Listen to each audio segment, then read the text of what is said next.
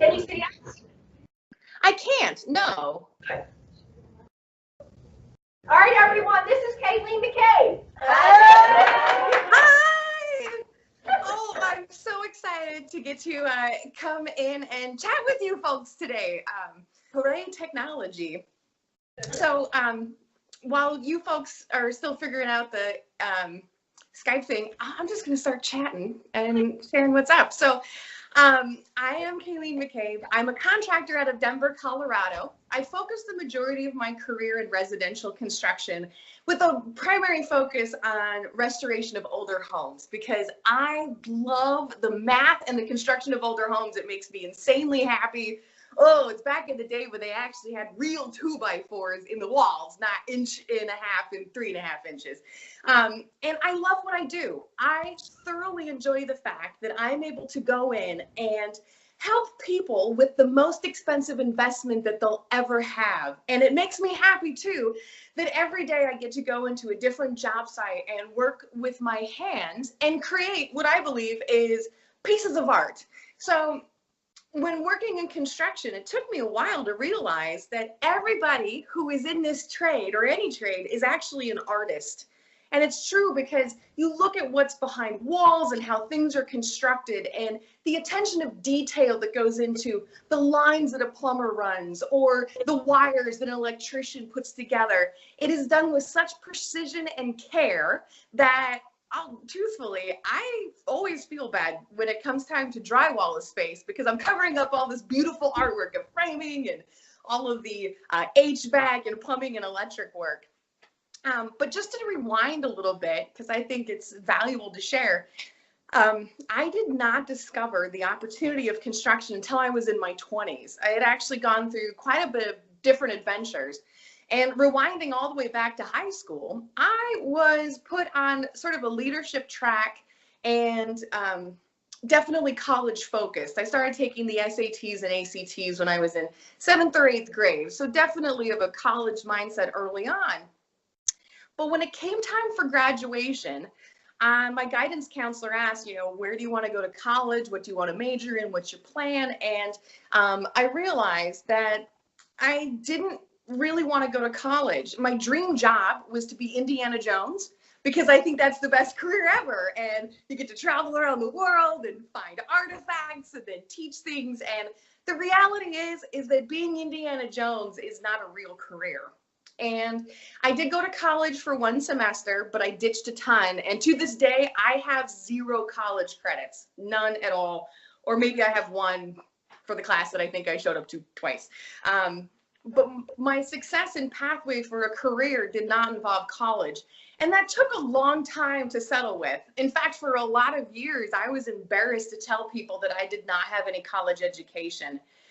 But when I started to think about it, I realized that working in construction and the career path that I had picked and fallen in love with so much so still provided for me education. I was learning all the skills, but it was contained on the job site.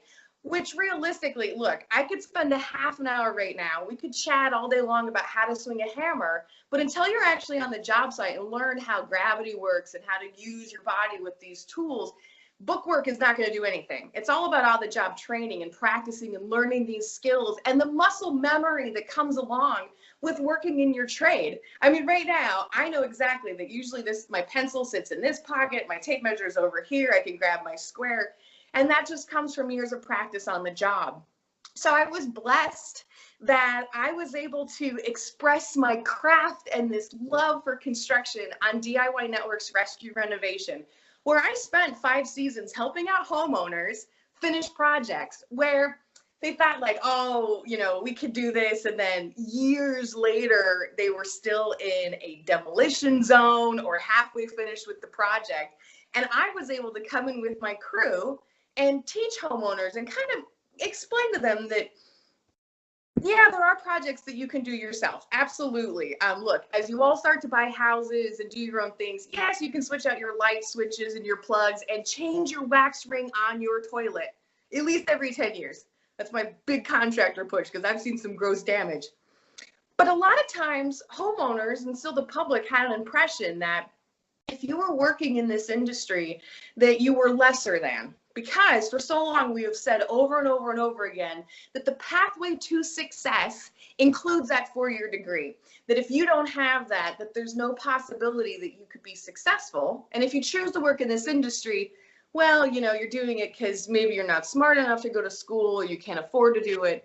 And in the process of doing rescue renovation, I learned that that is a lie. It's totally a lie. Right now, we're living in a society where the trades are valued. In fact, we are so desperate to find more folks to come join us. Like, ladies, oh my gosh, I want to work with you all. You have no idea. And we need everybody. And people are willing to pay big dollars for this. And it's not a career for the others. It's a career for everybody. And in reality, I love what I do. In fact, if I don't make sawdust every few days, I get depressed. Because it's like, oh, my hands are too clean. What have I created? My mindset and my brain is satiated and happy when at the end of the day, I can say, I built this. This is what I did. You can visually see what my efforts would put towards. Where now, some days, I have to answer emails all day. And it frustrates me because my laptop looks one way. I open it. I answer a bunch of emails. I close it. The laptop looks the same. Hasn't changed at all. And that, to me, doesn't make me happy. So it was a pleasure to really realize that there was a need, that somebody else needed to stand up and say, I love what I do. I love construction. It's a great career. And when season 5 was starting to wrap up with rescue renovation, we were having a hard time hiring plumbers. And I started to think about it. And it's like, where are all the plumbers at? I'm on a television show that is the most successful of the network. We had a great budget. I fed lunch and breakfast and dinner every day. We played with new tools. But can I find contractors? This is embarrassing. And I realized that even now, still in high school area or past that, people are saying that the only pathway to success is one way. And so at the end of season 5, I made a conscious decision to take a break from the show. So I'm on permanent hiatus while I follow my next passion, which is talking to students, encouraging them, letting them know that there are careers out there beyond. Obviously, my jam is in construction. I love construction because also the power tools are really good. But I should have been a welder. I should learn welding. In fact, everybody, we should learn welding. We should all learn automotive because we're going to operate vehicles. And these are skills that are wanted right now and needed across the country. If you have a skill set in the trades, can you work with your hands? Can you show up on time every day? Can you be active and present on the job site, ask questions, be involved? Those are skills that employers right now are willing to pay big, big dollars for. And a lot of times the education that you will need to continue in this could be at low cost or no cost. Oh my gosh, I constantly regret that I don't have any welding certificates. Do you know how often I would put that to use? I have a Jeep Wrangler that is tricked out. I like to off-road in Colorado. I launch that thing into the air constantly and break that Jeep all the time. And I'm lucky that I know how to work on it and put it back together. It saved me a bunch of money.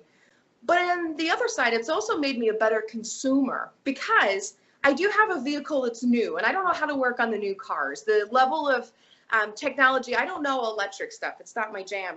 And I, with confidence now, can take my vehicle into a dealership and know that I'm not being taken advantage of, that I am getting the product and services that I want. And if I'm being sold something else that isn't true, I actually had a mechanic once tell me that I need to have my bearings re-leveled, which that is not a thing that is a thing anywhere.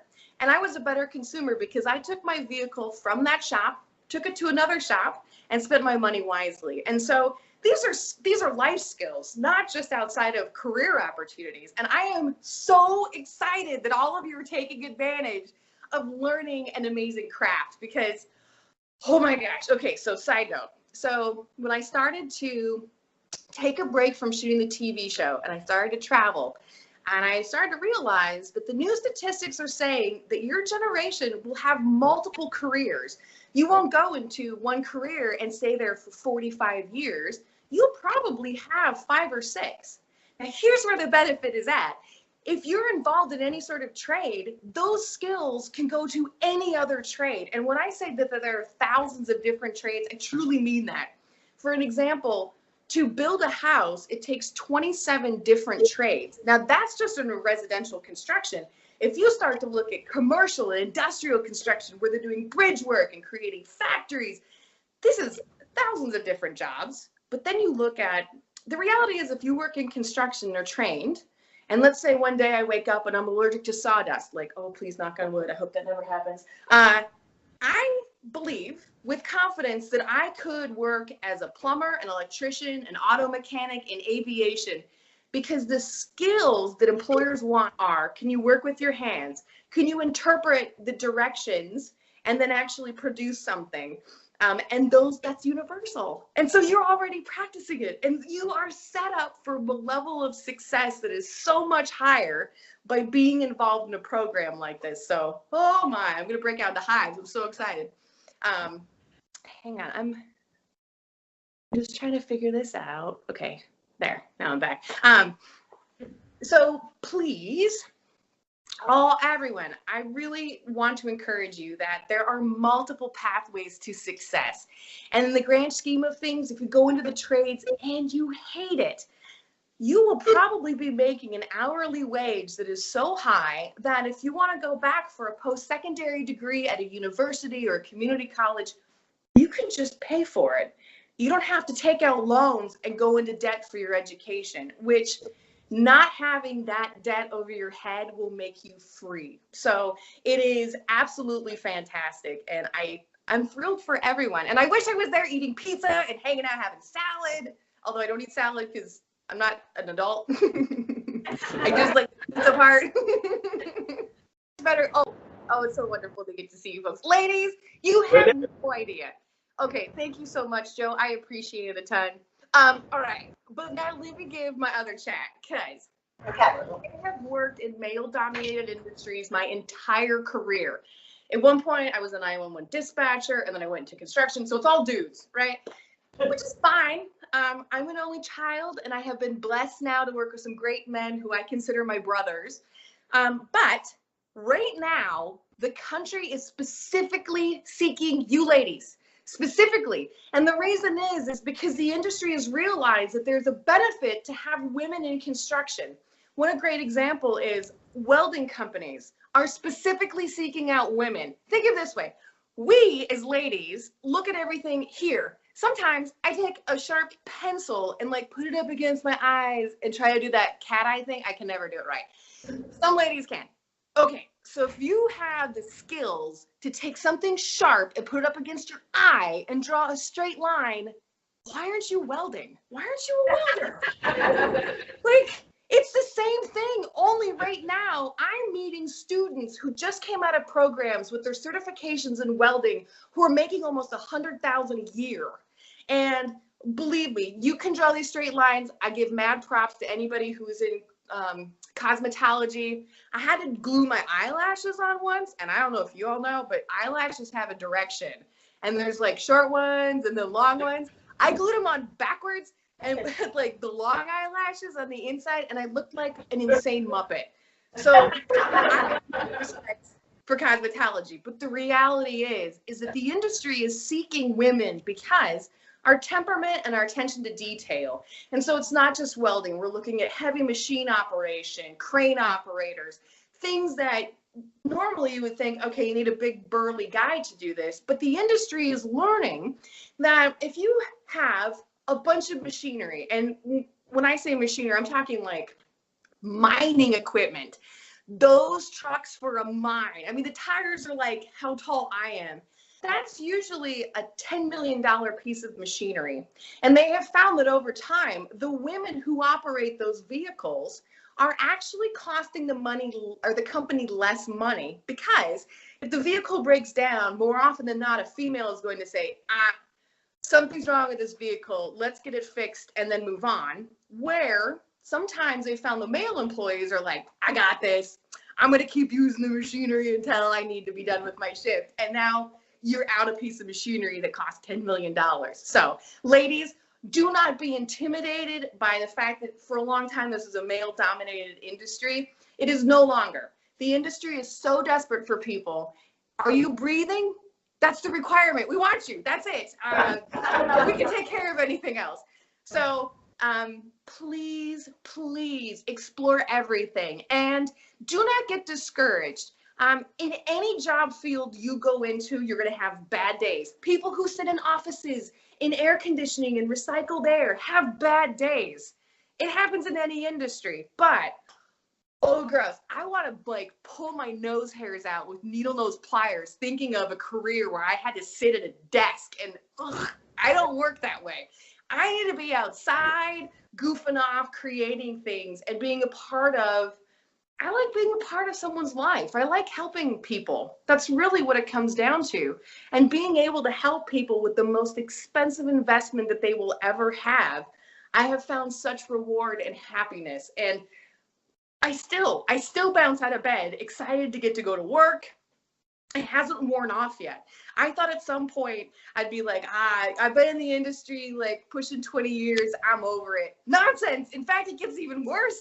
And I'm to the point now where I have to learn welding and I want to take actually classes to learn other stuff. I want to focus now in commercial and industrial construction because, whoa, the opportunity is there and the reality for solid careers is huge. And so, oh, ladies, I'm sending you all a virtual high five. I'd hug you all if I was there and then eat pizza.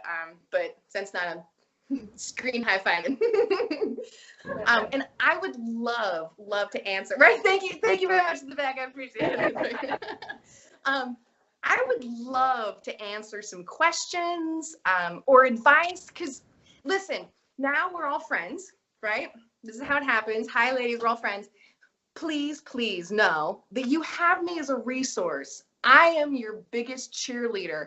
And after this, I'm sure my contact information, you can find it. It's Kayleen McCabe at Gmail, Facebook, Instagram, whatever. Contact me.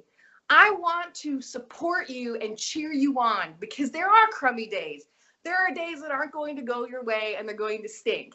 But I want to cheer you on and know that forever and ever, you have me in your corner cheering you on. So contact me. I want to hear your adventures. I want to answer your questions. And yeah, I want to help you take over the world. That's, yeah, and build it.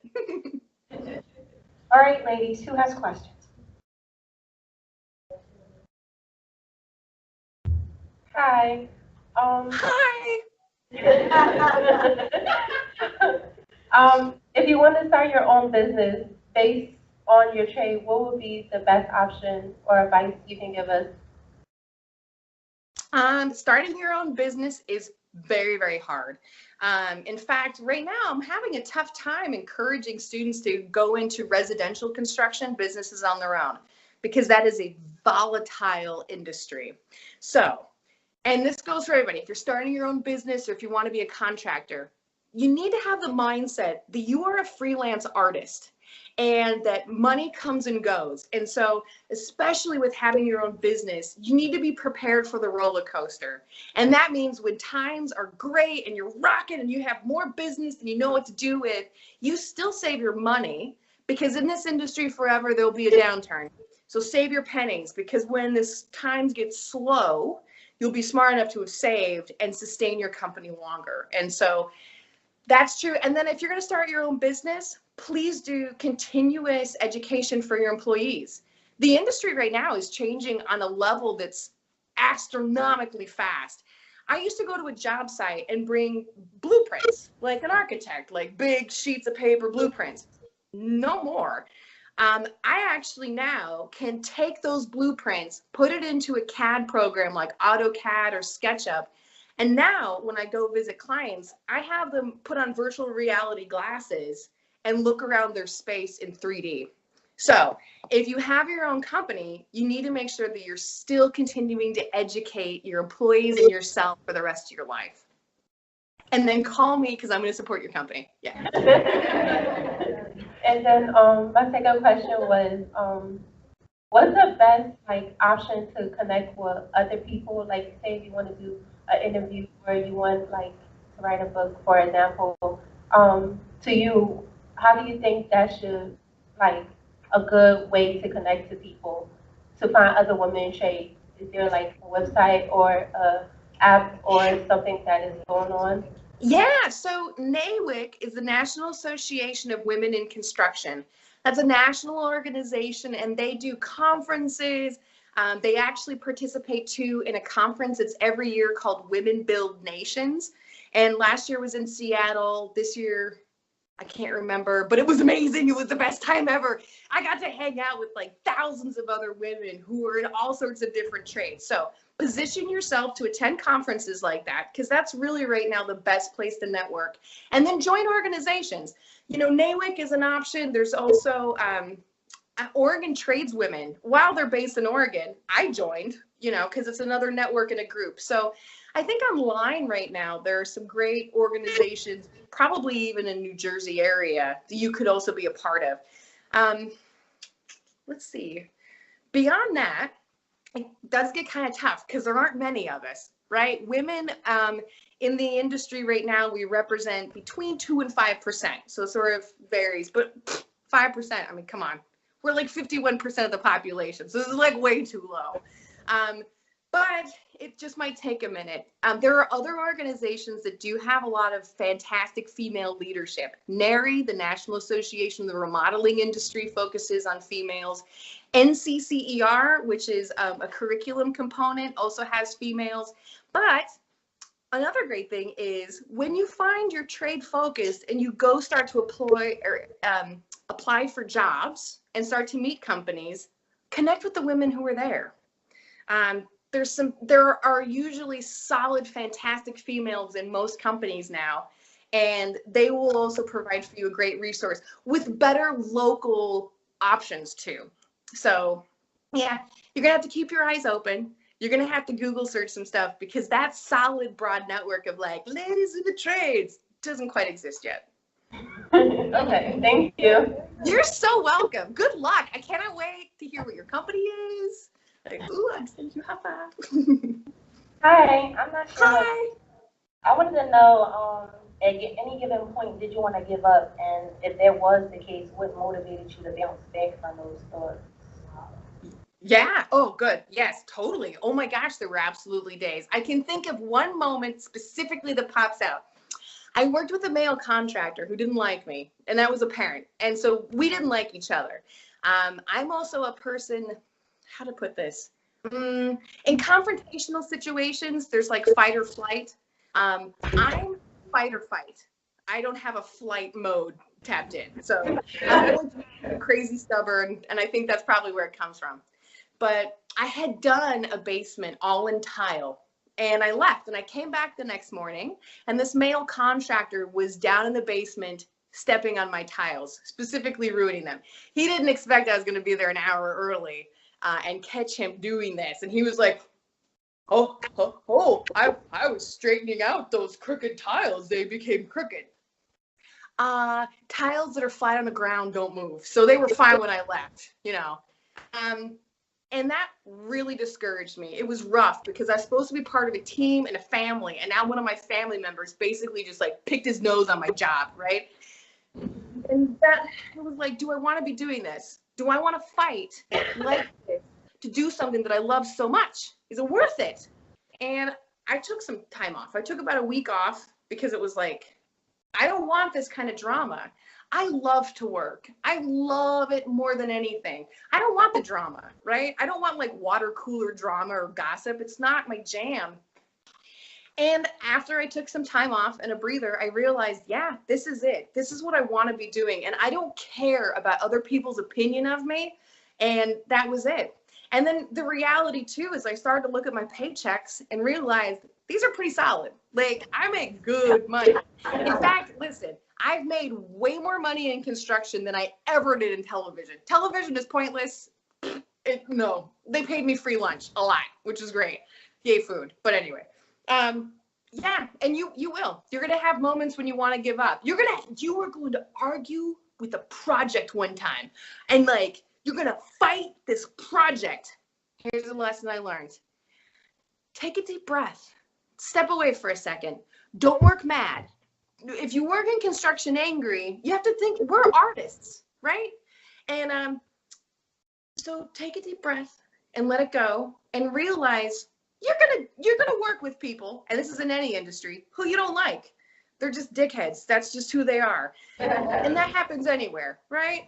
But if you love what you do and you satiate it and you feed that love, you will be able to overcome anything. And those bad days will just be a thing that happened, and then you get over it. And so, yeah, you're going to have bad days and you're going to get discouraged and you're going to want to quit, but stick through it and stick with it, please, because everybody loses. Everybody falls down. The successful people are the ones who keep getting up and keep going back.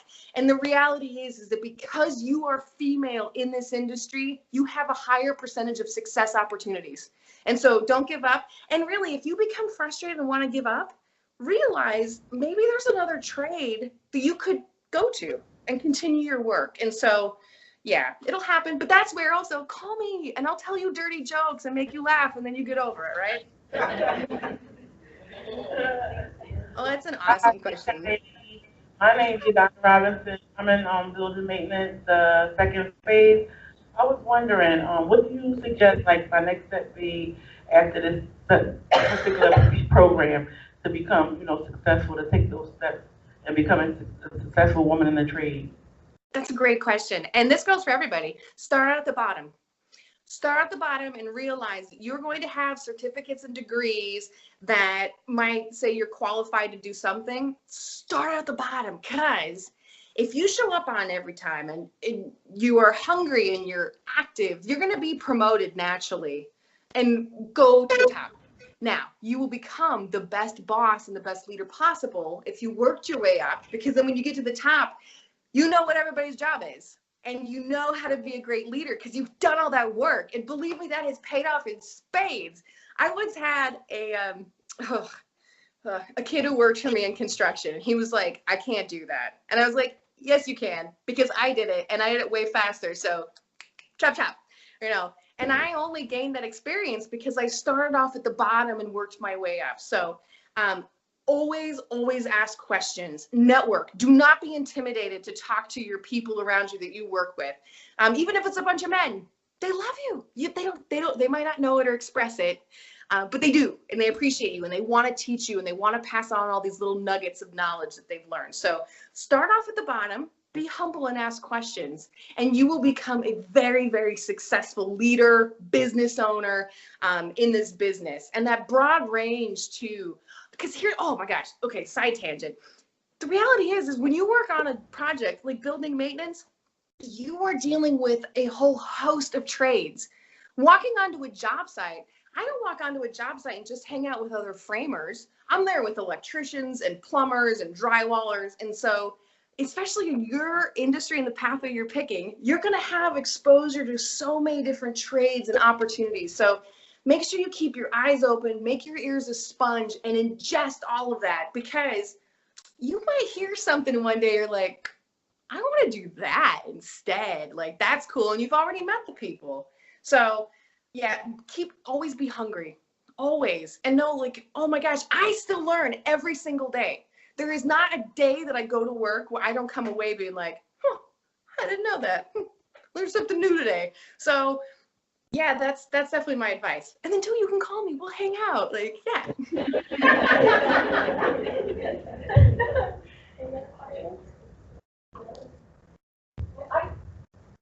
Kayleen, I know as well when I first met you, you had talked about some of the funny stories from when you did rescue restoration. Can you share some of them with us? And also, can you tell them where you started out first with trading spaces and what you ended up doing there first? Oh yeah. So rewind a little bit of my career history. My autobiography is going to be weird. I was a mad scientist for a while. I was a call-in psychic for a while. And then I was a 911 dispatcher. And I took some calls where I needed a break. And my cousin happened to be a producer for Trading Spaces, the original one forever ago. And she said, hey, take some vacation time. Come hang out. We're going to pay you $100 a day. You're going to be production assistant. I got lucky enough to not only be a production assistant, which is a grunt. It's the lowest of the low. Talk about starting out the bottom. Like, you're a peon, like coffee, and then I'd run go coffee. But outside of the times when I was getting lunch for everybody, I got to work in construction world. And so trading spaces, I'm sure you all know, don't believe anything you see on television, right? It's all edited. Trading spaces make it look like there's like two neighbors hanging out with like a host and a designer, and then they do stuff. Well, if you were to see the whole set, there's 80 people behind the scenes making this happen. And so there was actually a whole sewing world where they made all the fabric stuff. There was carpentry world. There's craft services world, which craft services, what we call catering and television. And so I got to work in carpentry world.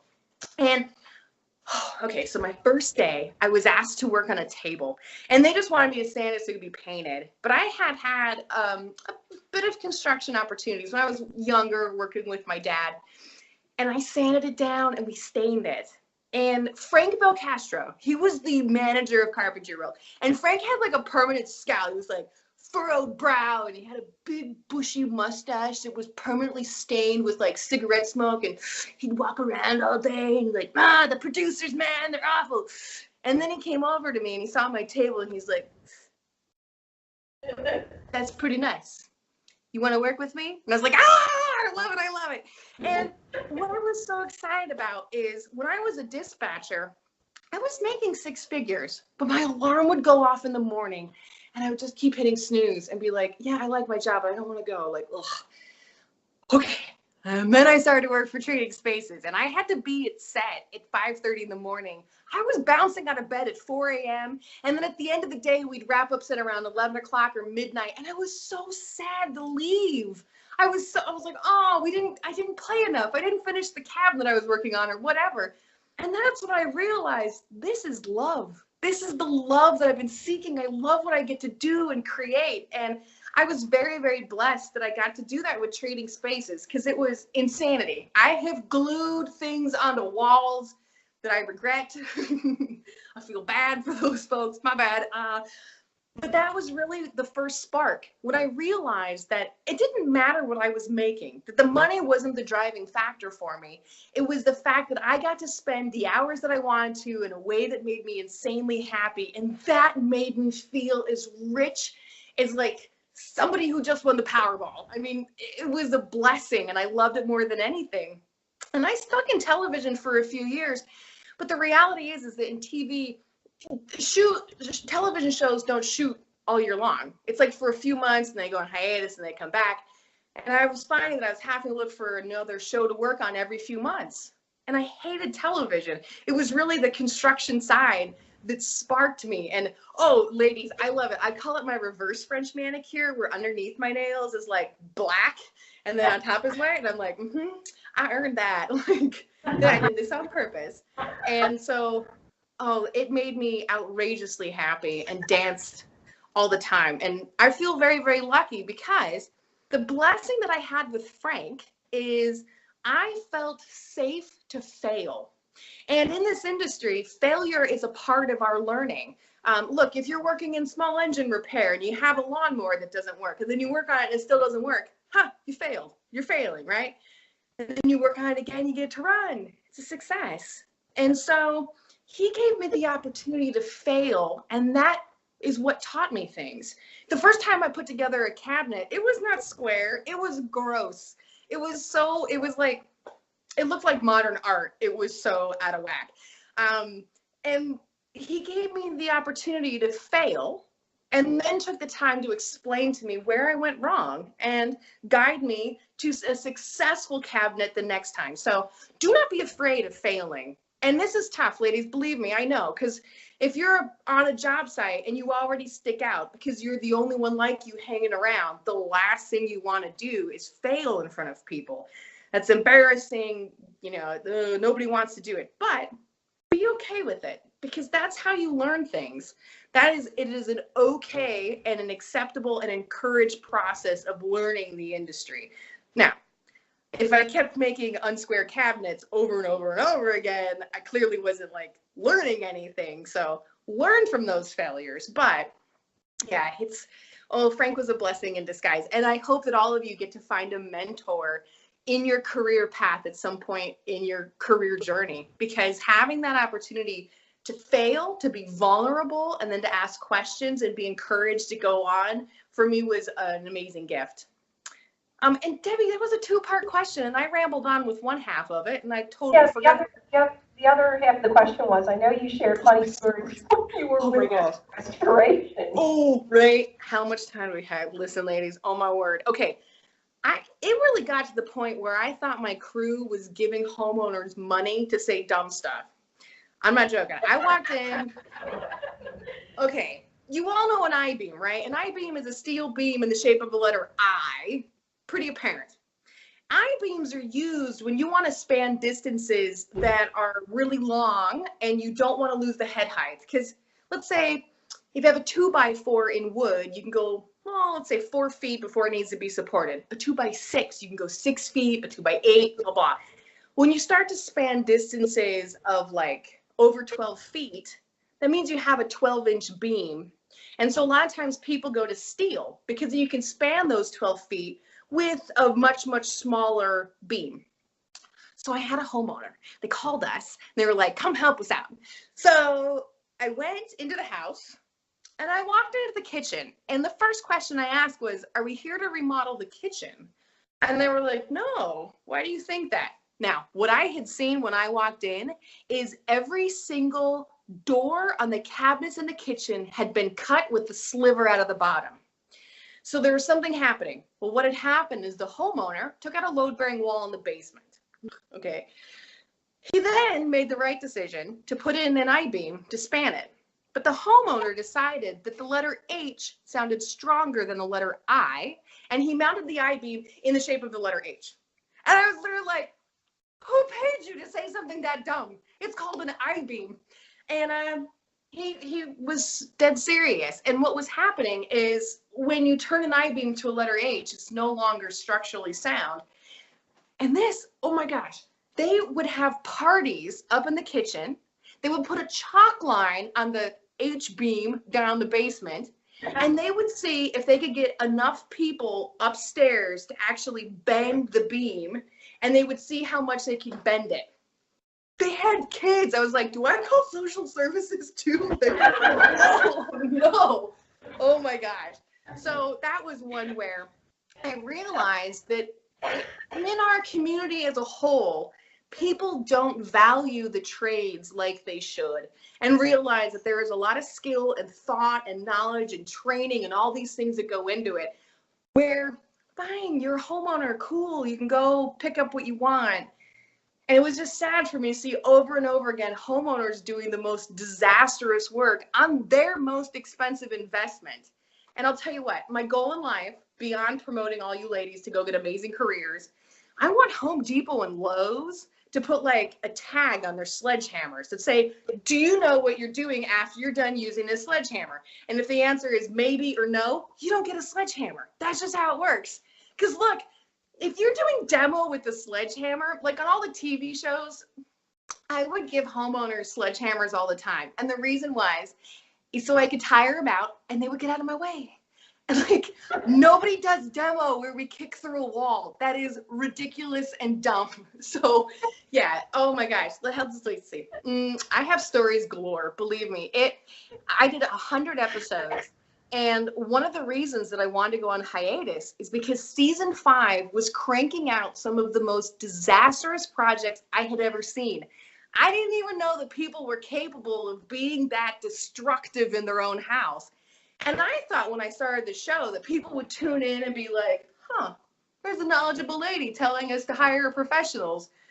And they came around to season 5 and nobody had watched or listened to me saying that. And I had people calling me being like, we just ripped apart our house. Can you come rescue us? I was like, no, that's not the point. This is not how it's supposed to work. So yeah, I mean, there was one space I walked into where the homeowner was in line in front of me at a coffee shop, and he was wearing sweatpants, and oh, sorry, it's my mom's phone. Shh. Sorry, my bad.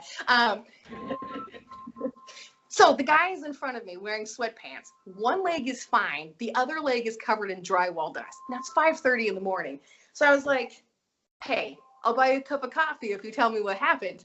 And the guy was like, oh, My wife and I have an old house. In the upstairs area, we had a bathroom, but the floor has always been really squishy or wobbly. Those aren't construction terms. I don't know what they meant. So he was like, so my wife and I decided we were going to rip up the floor and fix it. Well, this morning I got up to go to the bathroom. I forgot that we had torn out the floor and I fell into my kitchen. And I was like, he wanted to eat your life so bad. Take me to your house. Please let me buy you both a cup of coffee. So I went into his house. And I go up into his attic. And before I was talking about like 2x4s, blah, blah, blah. I walked into this attic space with 2x6s on 24-inch centers, spanning 35 feet with one break in the center. No wonder your floor was squishy. Like, oh, that's so under-supported. Oh. So I asked the homeowner, I was like, if you hadn't have met me, what were you going to do to help this out? And the guy looked at me straight-faced, deadpan, and he goes, oh, my wife and I decided that we were going to help even out the house. So we're going to put a cast iron clawfoot tub on one side and our washer and dryer on the other side.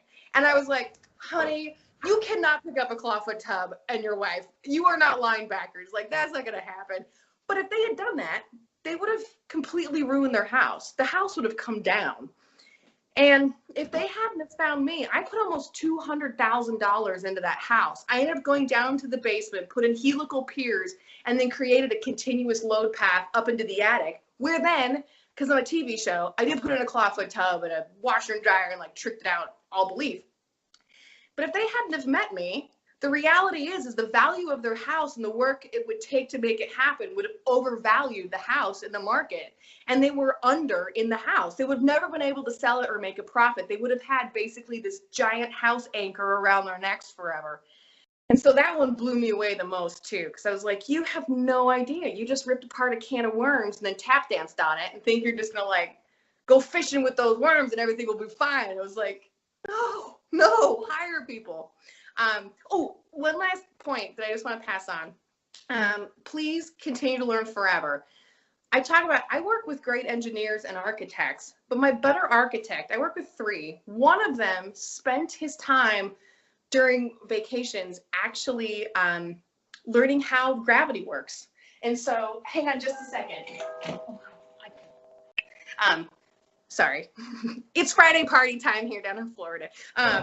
So the reality is that the better architects are the ones who continued their education and learned how gravity worked in real life. And so you might find in your career that you might need to continue your education and find other pathways. And please do that.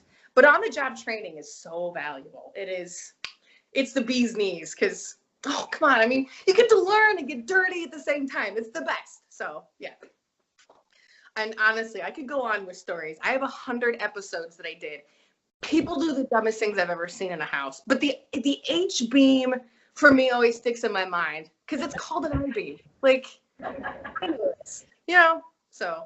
Oh, Debbie, thank you so much for prompting me to tell those stories. Wrap it up. Does anybody else, one last question? No? We good? Although, okay, one last question, Kayleen. One last question.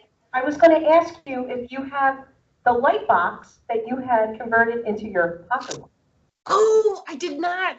So here, just side note, I live in Colorado normally, but it's gross and cold. So I packed up a few days ago and went to Florida, and it's kind of a vacation. So I didn't really pack any of my tools, but all my purses are old toolboxes.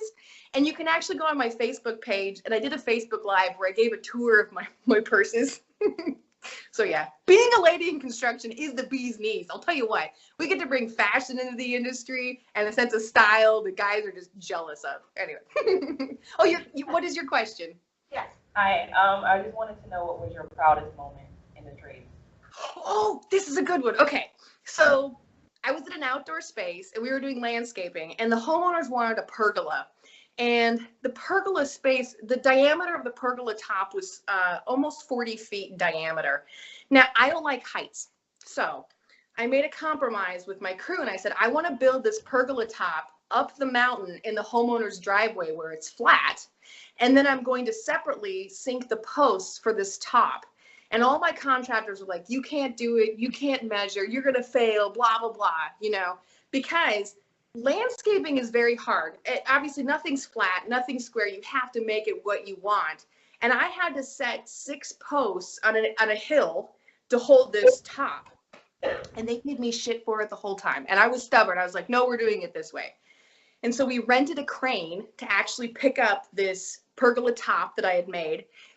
And everyone was like, oh, I heard the guys were like, it's probably gonna fall apart or move. Or the crane picked it up, and it was like a movie. It was like rainy and gross that day. And as soon as we had this rig tied to the crane, it's like the clouds parted, the wind stopped, the sun came out. It's like, oh. And we picked this top up, and I know because it was silent, it didn't even creak. It didn't move, nothing. And the crane picked it up and flew it over to all these posts that I had set, and it fit perfectly. Perfectly.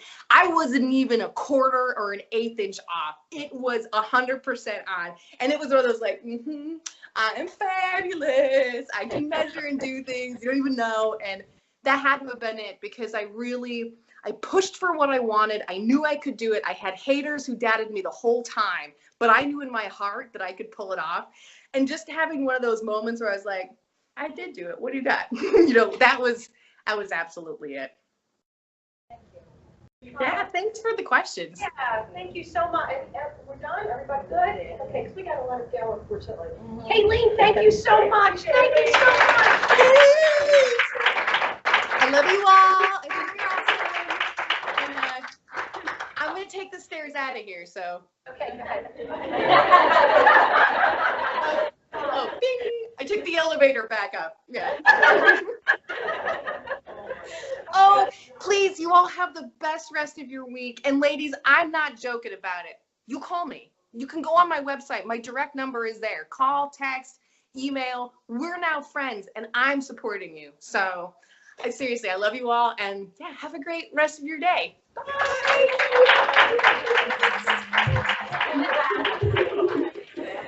I don't know how to turn it off, though, from the elevator. See you later.